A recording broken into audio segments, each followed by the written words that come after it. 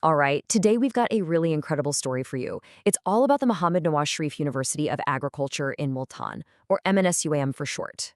So think about this. How do you build a world-class university, completely from scratch, in just 10 years? It sounds almost impossible, right? Well, to get the answer, we first have to understand why it was so desperately needed in the first place. To really get the how, you've got to start with the why.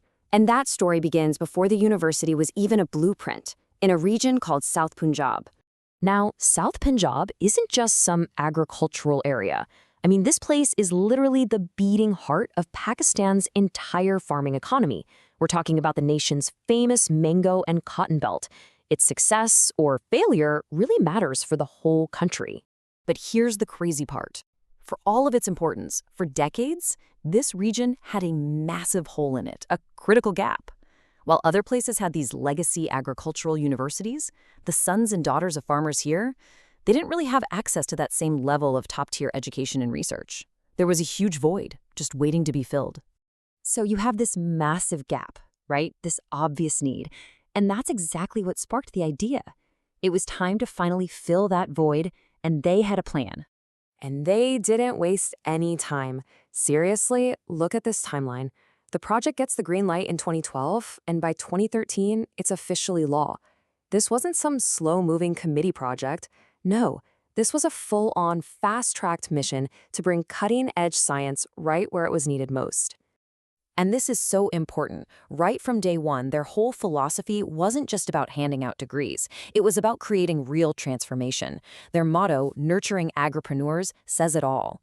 The goal wasn't to create graduates looking for jobs, but to create innovators who would go out and make jobs, shaking up the whole agricultural scene.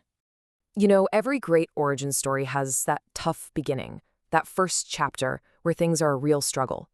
And for MNSUM, wow. The difference between where they started and where they were aiming is just, it's incredible. Okay, get this. Before they had their own modern campus, those first classes, they were held in borrowed rooms at an old training institute. Their big field experiments, done on little patches of land they had to borrow. I mean, super humble beginnings. But, and this is the key, the vision was anything but humble. It was huge.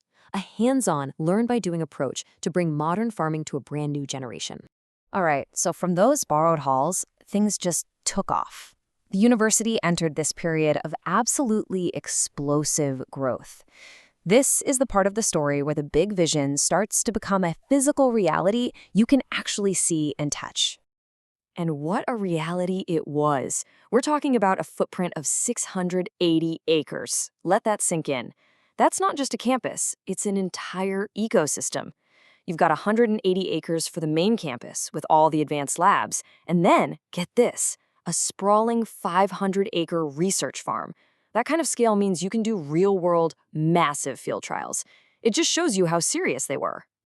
But hey, size is one thing, strategy is another, and their strategy was laser-focused on the region's biggest problems. First up, climate change. They dove headfirst into climate-smart agriculture, creating crops that could actually handle the rising heat. Second, they built state-of-the-art genomic sequencing labs, tech that just wasn't available in the region before, to really understand crop DNA. And third, they created a national center for something called speed breeding, which is a total game changer for developing new seeds way faster. And all this amazing research is backed up by a really smart academic structure. Yeah, you've got your core agriculture science, of course, but you've also got departments for animal health and even the business side of things, like resource economics. It's not just about growing stuff. It's a holistic look at the entire food system. Okay, so they built this incredible campus, they focused their research, but the big question is, right, did it actually work? Well, let's take a look at the results, because they are pretty staggering. First thing, they went global, fast. That number, over 160, represents formal partnerships with top international institutions. We're talking UC Davis, top universities in China, you name it. Suddenly, this wasn't just a local university anymore. It was a player in the global scientific conversation. And they didn't just listen to that conversation. They contributed to it in a massive way. In a little over a decade, their teams published more than 2,000 research papers. For a university this young, that kind of output is just, it's mind-blowing. It shows a deep, serious commitment to creating new knowledge. And then the official recognition started rolling in. The university was featured in the super prestigious Times Higher Education Impact Rankings, specifically for its work fighting for zero hunger. That's not just a pat on the back. That's a huge deal that officially put MSUAM on the world map as a serious force in food security.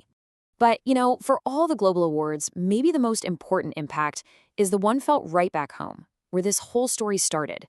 Their research helped bring the region's struggling cotton industry back to life. Their outreach taught local mango farmers new techniques to literally double their harvests.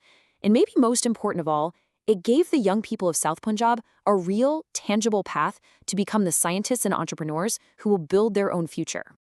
When you look at the whole story, MSUAM is just this incredible example of what can happen when you have a clear vision, real investment, and deep local knowledge all working together, and it leaves you with a really powerful question to think about. If one university can do all this and transform one of a country's oldest industries in just a single decade, what's next? What else is possible?